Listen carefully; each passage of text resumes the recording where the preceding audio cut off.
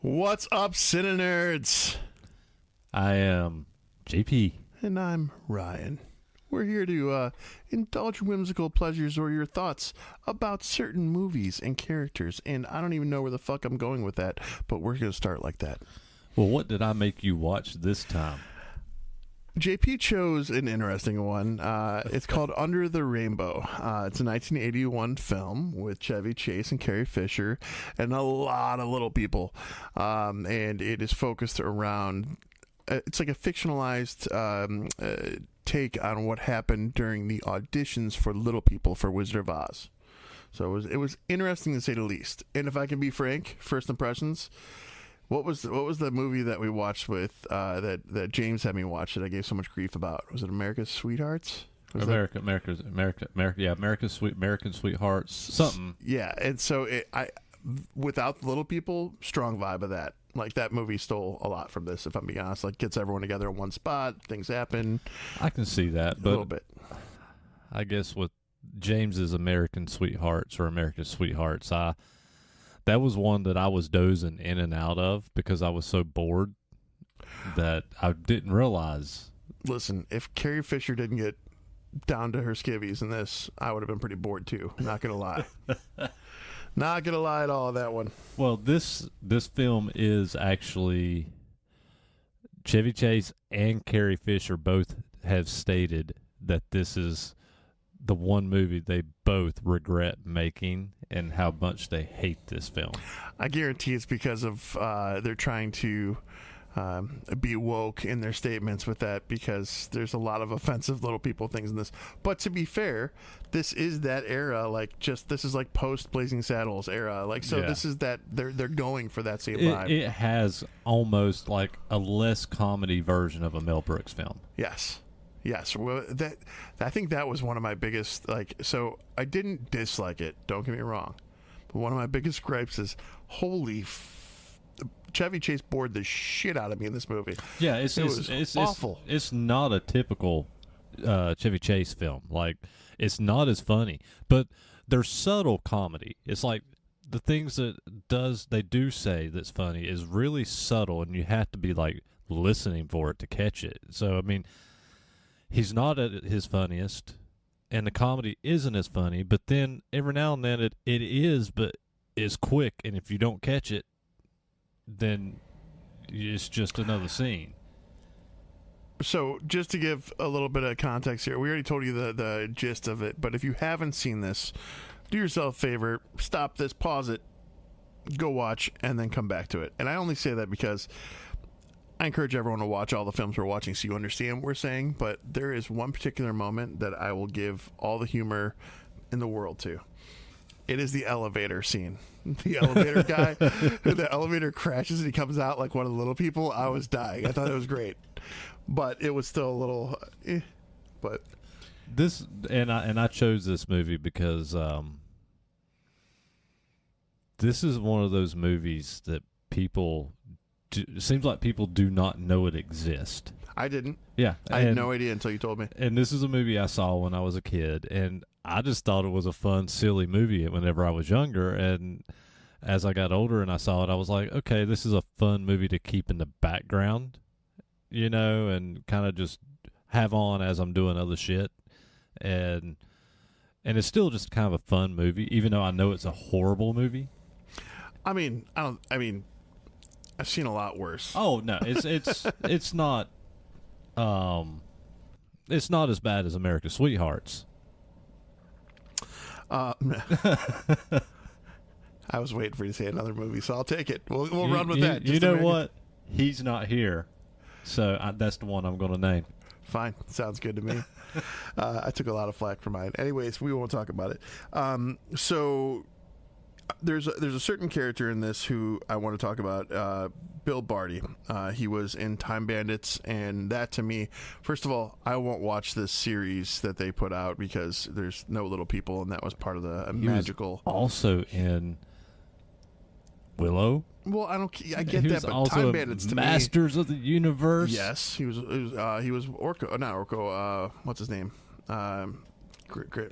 Gimli. It was a different name, but he was kind of the Orko kind of. I can't remember what they named him in Masters of the Universe. Well, I will look it up. Regardless, so he was in Time Bandits, and for Gwildor. Gwildor. That's right. And they did bring him, they fused him back into the storyline and the actual cartoons later on after that movie was made. But Bill Barty, though, he has a very unique persona when it comes to little people acting in movies, and it's such a big persona for such a little dude. Time Bandits always will stand in my mind as a solid memory growing up. It definitely was one of those fun movies I wasn't expecting. I saw on HBO when I was a little kid, and it just stood with me. But there's a scene in this where because he works for Hitler in this, and he has a Hitler mustache, and it's in the beginning sequences, and he's trying to sieg heil Hitler, and he takes a cane right into Hitler's balls. Yeah, and I was dying laughing there too. I think he's great in this film. I do too. And he actually won a Razzie for his performance. Yeah, but what was that Razzie? Wasn't he? It was like... oh, no, it wasn't him. That was the other one. Because there's a couple of Razzies that were quite unique. Yeah. So I wrote these down. They were nominated at the Razzie Awards for Worst Musical Score and Worst Supporting Actor. Yeah, Bill Barty. Yeah, it was a supporting actor. Yeah. But it was worst. It wasn't a good thing. So I do think that he was a large personality for sure. Another thing cool that was kind of cool that I didn't know was that there is an actor named Jerry Marin who he was in this 1981, but he also was one of the original Lollipop Guild. So they were able to bring a little person, which their life expectancy isn't around 80 like most people. So when he was able to come back from Wizard of Oz to this 1981, I think that was pretty impressive. It was also Zelda Rubinstein, or however you say her name, the woman from Poltergeist. Oh, yeah, she was in it. That's right. This was her debut film. I forgot about that. I saw her in the hotel, and I was like, hey, that's... I didn't know her name, but that's... Yeah. There was a couple others, too, in this, I thought. Let's see. No, I didn't. That was another movie we watched that I had there's a bunch of cameos I wasn't expecting. But, yeah, that was the big one on that for me. I forgot about Zelda. Yeah. The... Carol Ann! Carol Ann. Step into the light, Carol Ann. Oh, and then my other favorite line from Poltergeist, we're going to deviate a little here. This house is cleansed.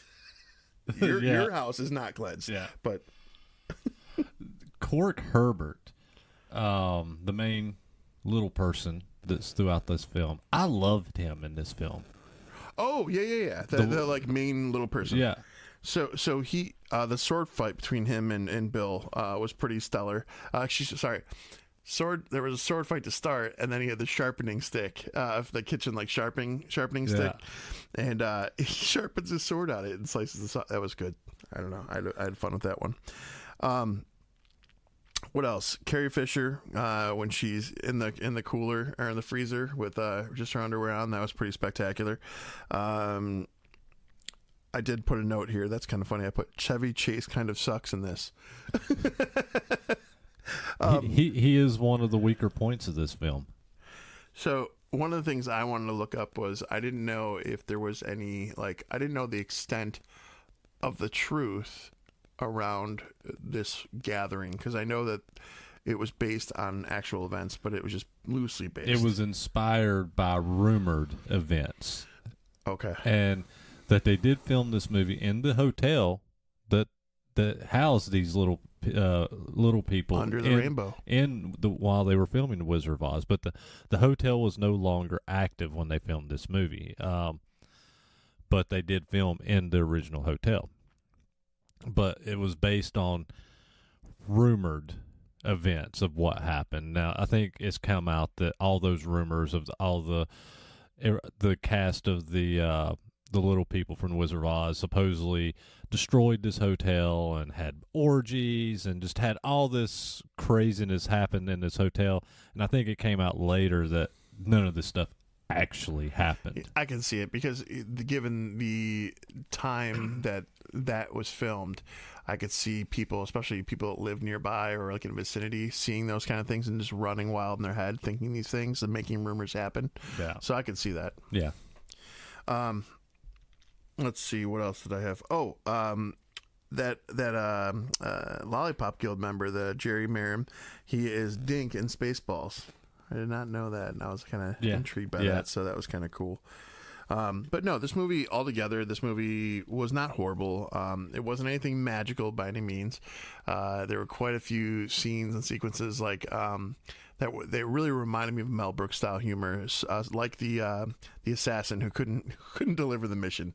There's an assassin who's trying to kill Ferdinand's, I guess the last surviving Ferdinand, right? What was yes, it? Not the Archduke, right? Yeah, the assassin. His name was Robert Donner. Right, the actor, but the character that he was trying to assassinate was Franz Ferdinand's son, the Duke.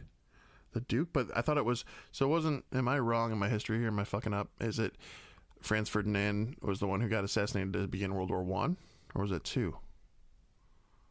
I think that was. You guys are going to correct us in the comments. Yeah, you're going to correct us in the comments, but I think it was.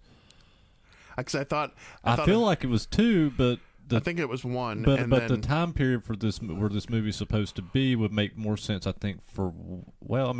39. But there was a line in it. There was something like, "I'm the last surviving Ferdinand," and he was paranoid about the assassination. So I'm thinking that this was a descendant. Yeah.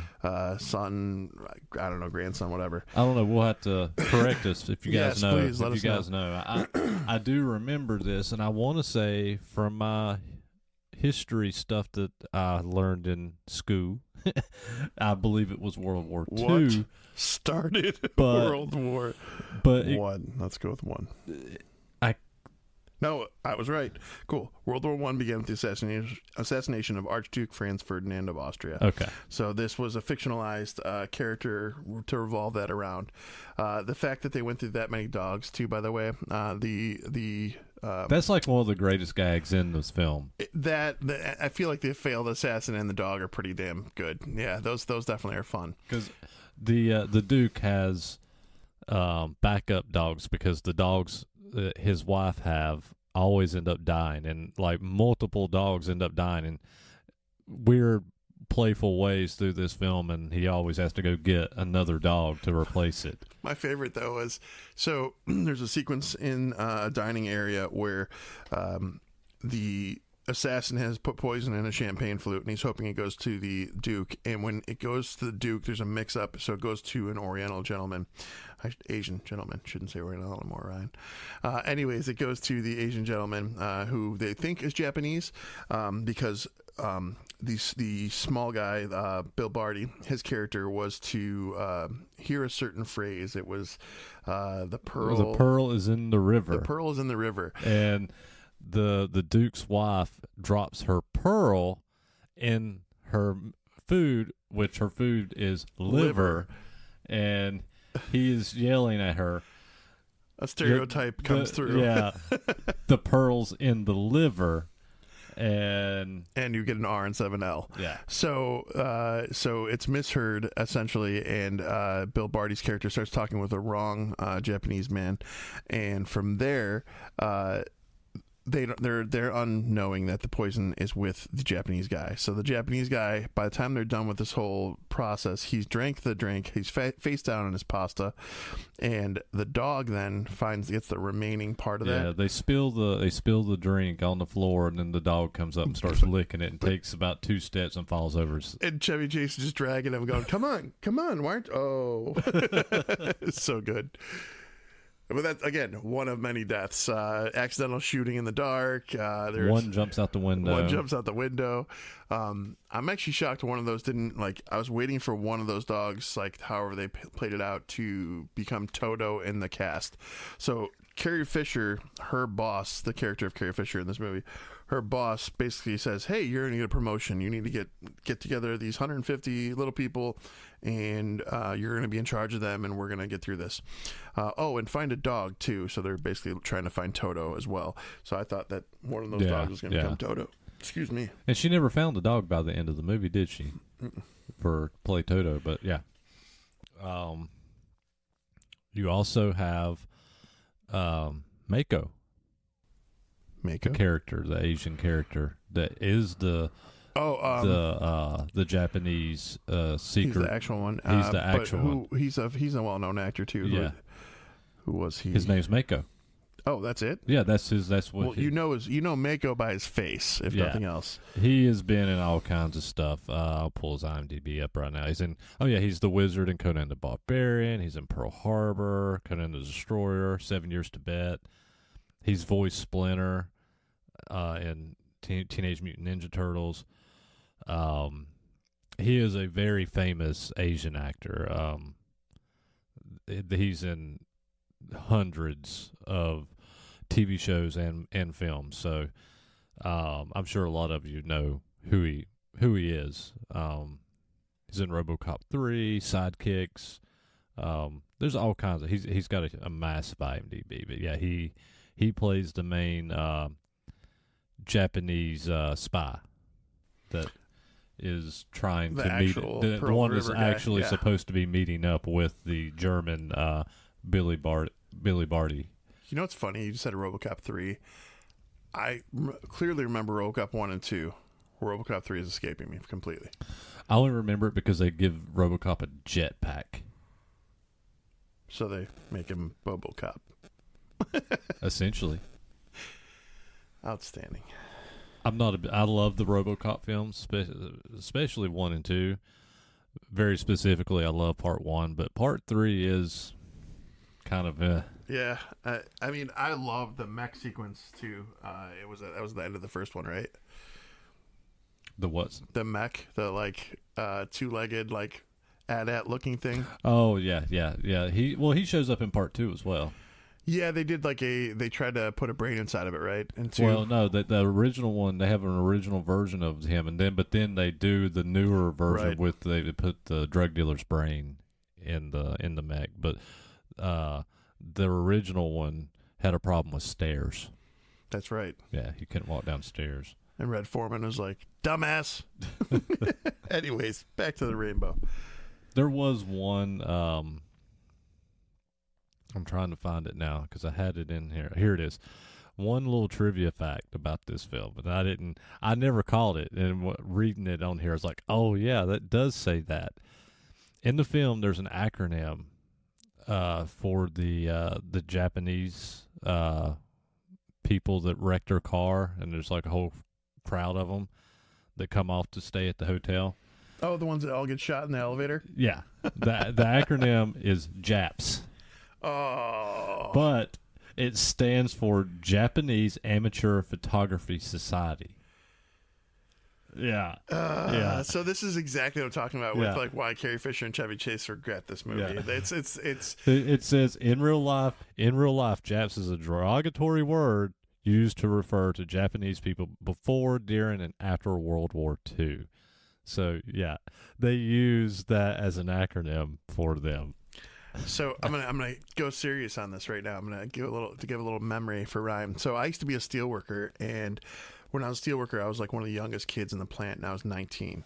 And there was an older gentleman at the time. He was 49. His name was Rich. Rich was a Vietnam veteran.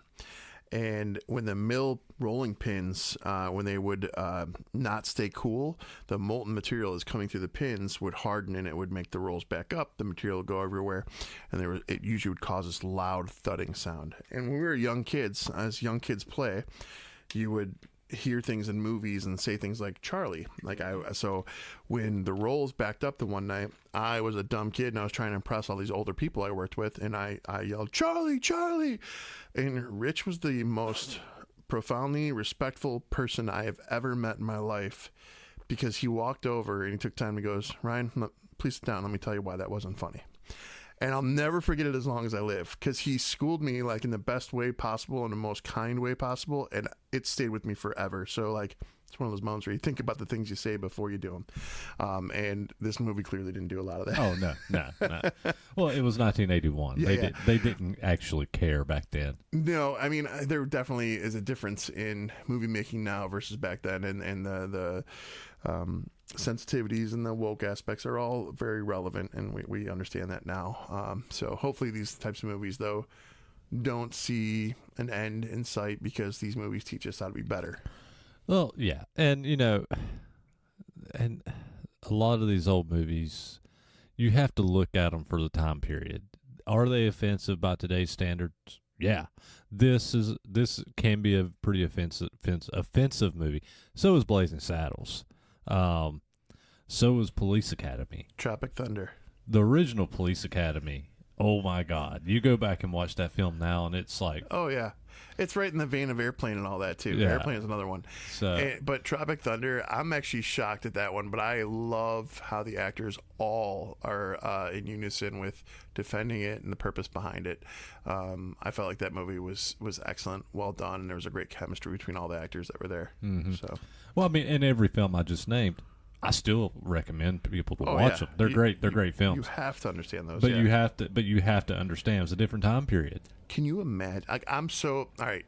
So what is Mel Brooks? 98 right now?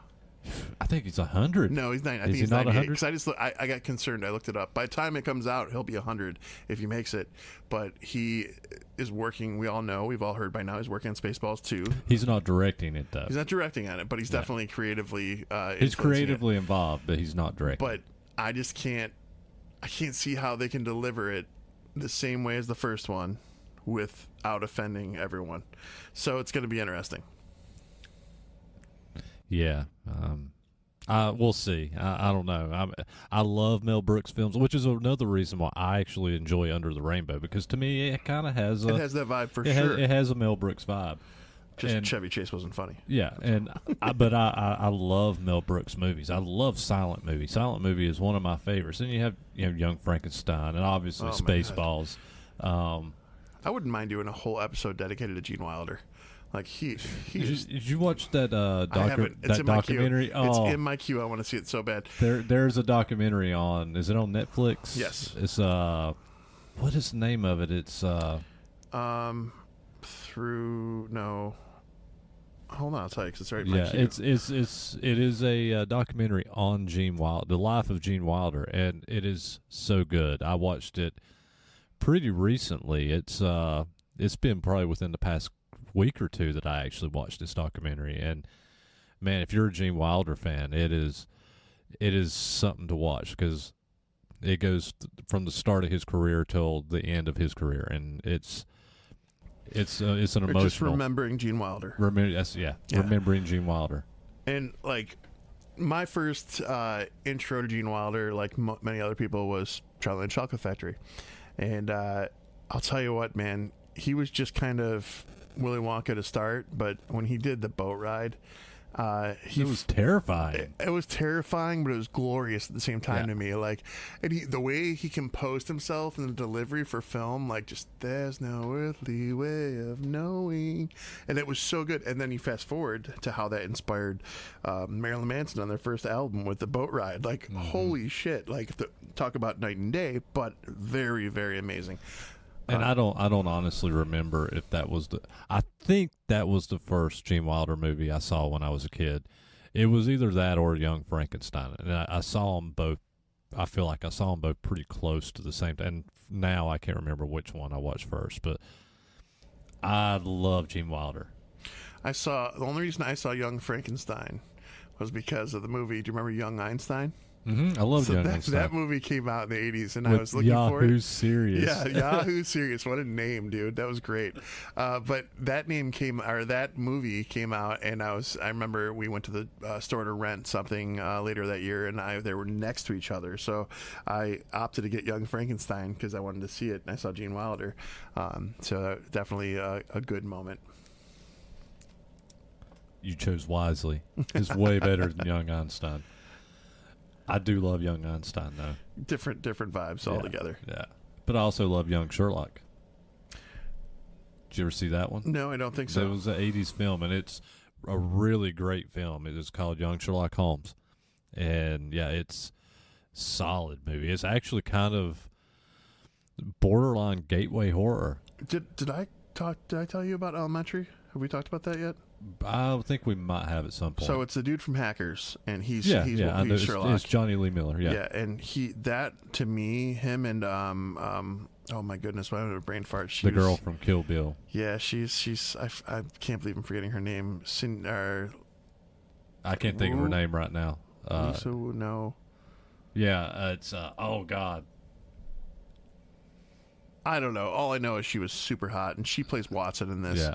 And the reason I like Elementary is because it's the most real, pure kind of form of a character that's been over fictionalized through the years. And he's an addict. He's dealing with mental struggles. He's not.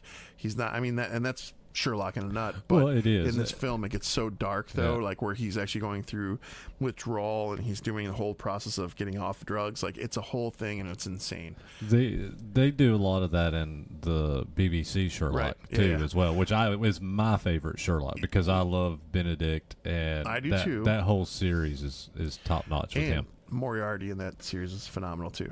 Greatest on-screen Moriarty we've ever had. Well, I implore you to see Elementary. I've started to watch it a time or two. Yeah, it's definitely solid. So, back to Under the Rainbow. I don't know where we left off at.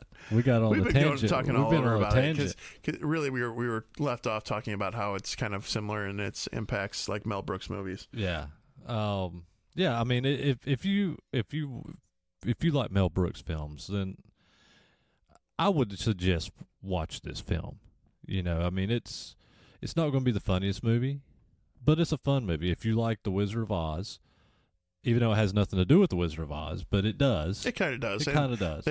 You see the little people destroying the Wizard of Oz set in the Emerald City. That set design is amazing. Yes, it is. It was like awesome. That recreated set design for the Emerald City was great. It looked great on screen here. If anyone does a recreation or a new approach or a fictionalized something of Wizard of Oz in the near future, I hope to God they implement something with the hanging man in the background. Yeah, because that was that first time I saw that was the first legit gave me chills in a movie. That is in there, and they say it's not, but no, that shit is in there. I've seen it numerous times. It's definitely now I think the newer releases of it, they've edited it out. That would be a shame. I'm pretty sure it's been edited out because I can't find it on any of the newer DVD releases. But all those old VHS releases, it's fucking in there. That one I believe more than the Three Men and a Baby. That one was just a cardboard cutout. That was stupid. What was the Three Men and a Baby? It was the guy. They pan one scene across. There isn't anyone in the window. They pan back and there's this kid leaning on the window, but it looks like Tom Hanks cardboard cutout or something because he's even standing like this. It's just too clear and too. I remembered something about that, but I couldn't remember what it was. Yeah, I don't know. But definitely there's some definite creepy elements to Wizard of Oz, and this movie definitely gave some fun insights to the background in a fictionalized approach, obviously, and poked fun where it could. I felt like overall there were some things that could have been better, but it was for the most part tasteful. Yeah, no, it's a fun little movie. Another little tidbit: the intro theme song. When this movie's credits are rolling and they're getting it all hyped up, it's one of the lyrics is "Things are looking up." I was just like, is that a poke at the little people too? I don't know. So it was good though. Did you look up box office? I didn't on this one. I did not, and I can't imagine it was good. It's got to be a nightmare. Well, since you didn't look it up, I'm gonna kind of trivia on this one. Oh boy. All okay, right, what do you think the budget for this film was? 81. I think it's expensive for 81. I could see that for 81. 17 mil. You were close. 18 million was the budget. Damn! I swear to God, I didn't look it up. Nothing. Box office. You have a guess on it? 3. 3 million? Yeah. It did a little better than that. Well, I mean, the names probably carried it. It had a budget of 18 million, and the box office was 18.8 million. Oh, okay, so just broke even. Yeah, it kind of broke. It was considered a bomb, a failure for the studio. So yeah, it really didn't make any money. I'm curious about that. So it's something I've never really looked up. There has to be a continued formula for like a percentage-based return that they deem acceptable for moving forward with a film to go like make a sequel or something. I'm just curious what that formula is. Yeah, I don't know. Yeah. Especially for back then. I mean, I don't know. I guess if it made money, depending on the size of the studio, probably depended was a factor. Because I'm sure it was different for Universal versus Canon Films. Yeah. You know. Oh, for sure. Yeah. All I right. just realized this is sticking up in the air here. All right. Favorite parts of the film? Well, I love the whole scene where you have the main character. What was his name? The one I said I really liked. The little person. Little person. The one was played by Cork Herbert, Rollo, or however you say his name. With him and the girl that was chilling in the little wasn't a laundry chute, but like the little elevator for the food. For the food. The waiter, dumb waiter. Yeah. They're just chilling in that little elevator, and everybody's partying. They come in, and then it falls into the sword fight shortly after. You know, in there, I love the sword fight. The whole chase scene. I'm glad. I wanted to talk about this because I actually felt bad for Bill Bartley in that chase scene. If you really watched him, it looked painful for him to run. Did you actually look at him while he was running? All throughout. There was. I'm pretty sure they had a stunt double for a lot of the scenes. I thought about the same thing too because he has a specific lean, and I think it's his. I don't know if I think his left hip and leg go out further than the right side. Yeah. Like it's almost like curved, almost like a C or something. So his running was. He could do it, but it definitely, you're right, did not look pleasant. Yeah, no, he looked like he was in pain, and that whole. But I love the chase scene. The chase scene feels very old Hollywood, and that's what I like about this film. It feels old Hollywood.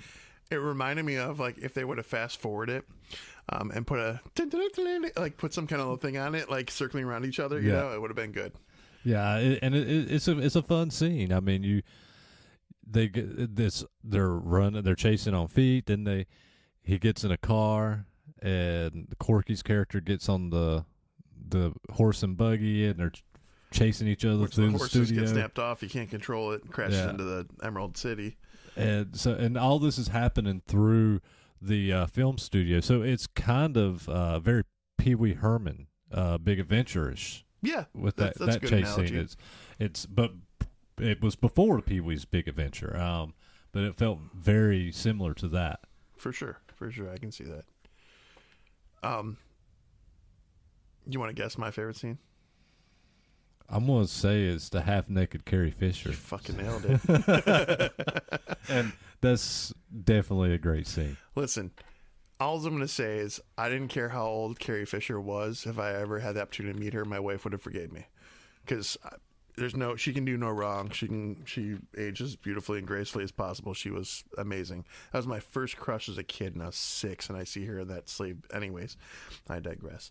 I would say that the sword sequence was pretty good, and I love because I laughed way too hard, way more than I should have. The elevator guy, when the elevator dropped and he came out a little person from a regular person to a little person, I was dead. That was good. I love the one that really tiny little person that was originally got in the elevator first thing, and he like scared the elevator operator when he came out.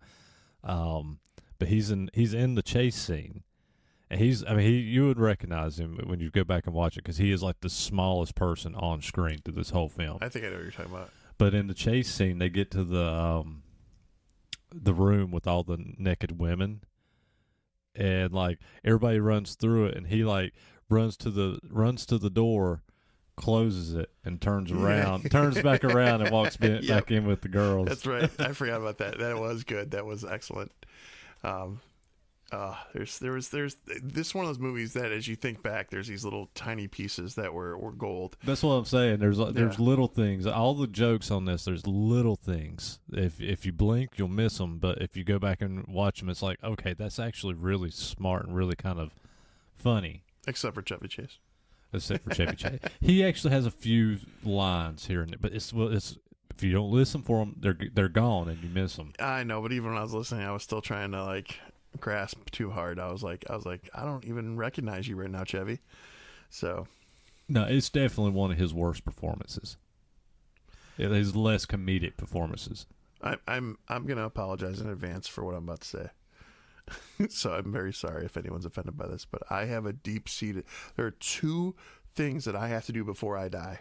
One of them is hire a little person, put them in a Velcro suit with a Velcro wall, and just let me throw it like darts. I have to do it. Please. I mean, maybe I could use my nephew. I don't know. Maybe I don't need a little person, but I have to do that. And then the other one is, I want to spontaneously, not as a hired scenario, those people who dress up in like the squirrel outfits out front of like loan places and stuff like that. I want to tackle the shit out of one of them. Just bulldoze.